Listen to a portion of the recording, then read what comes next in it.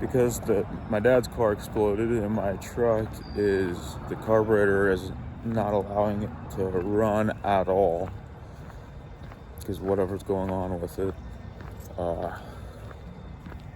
My dad had to have his boss's grandma come and pick us up from work yesterday, and he drove his work van home, and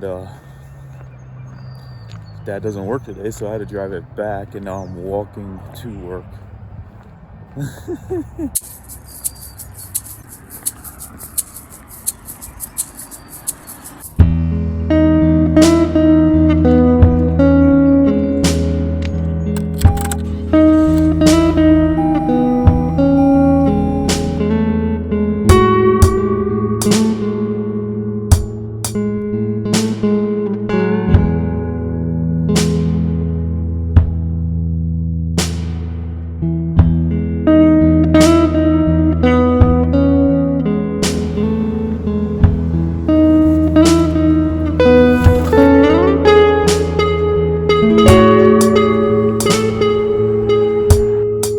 Holy fucking shit, has today been boiling.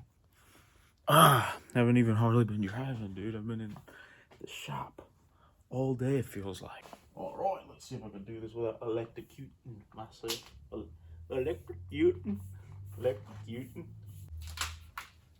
I think that shocked me a little bit. Must have been a little bit of exposed cord right there.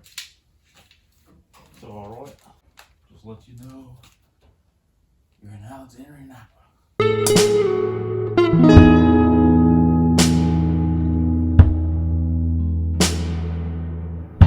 I show you all around.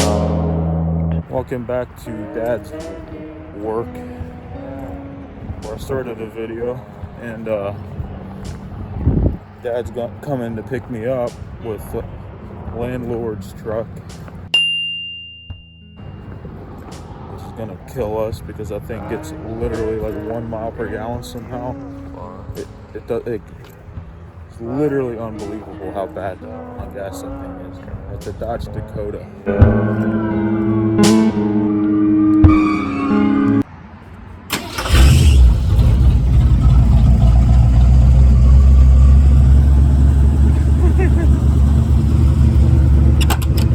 I guess you fixed it? I'm sort of scared to death, but it's running good. Yeah. What do you mean you're scared to death? Because I don't know what I'm doing. I mean, I watched videos and I did what they told me.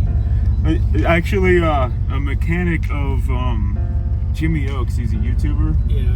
So his mechanic said the same exact thing. Like, he says he jumps into almost everything he does, not knowing what he's doing, and then it just works out. Usually works out.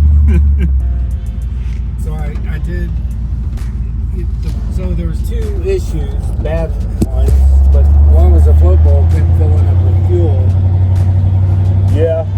I could take the thing out, dump all the fuel out, and it would start. And I took all the spark plugs out, put the sand in them all. Okay. Cleaned them. And then I cleaned the float bowl out. And then once I did that, I started adjusting the jets, like they said. They said turn it one way to hear the engine out of up and down. And I couldn't really tell a difference. Yeah. So at one point, it just shut off. Okay. I'm like, fuck. And then it wouldn't start back up. And then I dumped the shit out of the float bowl again. And then I went online, and I'm like, okay, what's factory settings for these needle valves? And I couldn't get a clear answer, but through a preponderance of answers. Yeah, everybody tells me a different thing too. So I decided, okay, I'm going to start at 1.5. Okay. And then go in quarter turn increments each side. Which each side, so right is righty tighty. So right goes, so it's opposite as your, you know what I mean? Okay. Standing on each side.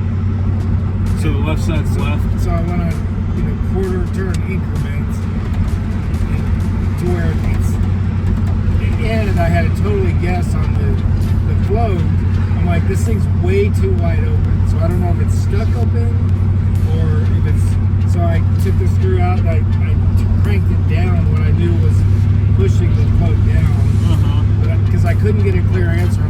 factory setting on a fucking float was. The float typically is just in the middle, like in that peephole. Yeah. You want the fuel like in the middle. But I can't see. Yeah. So I'm going by taking that thing off. So anyway, through all of that, here we are. That's cool. It feels good. Actually, that's great. Really, perfect carburetor. Right. And it was smoking a tiny bit at idle, but that I don't know if that's fixable. I don't know if there's something wrong with the carburetor. I don't know, because I couldn't get it totally gone. So I'm watching the smoke is the way I'm tuning it. Okay. So it's way white smoke, and I'm like, all right, it needs more fuel. So I'm trying to watch the smoke, and That's funny. That's awesome. but this is way better than it was running, because you see how smooth it's idling even. Uh-huh. Yeah, it's crazy. We should have done this a long time ago. Oh my God. What? Nothing. Just, I mean, it's good to know. Uh-huh. And it wasn't that hard. The spark plugs were Probably the hardest. the hardest Yeah. physically.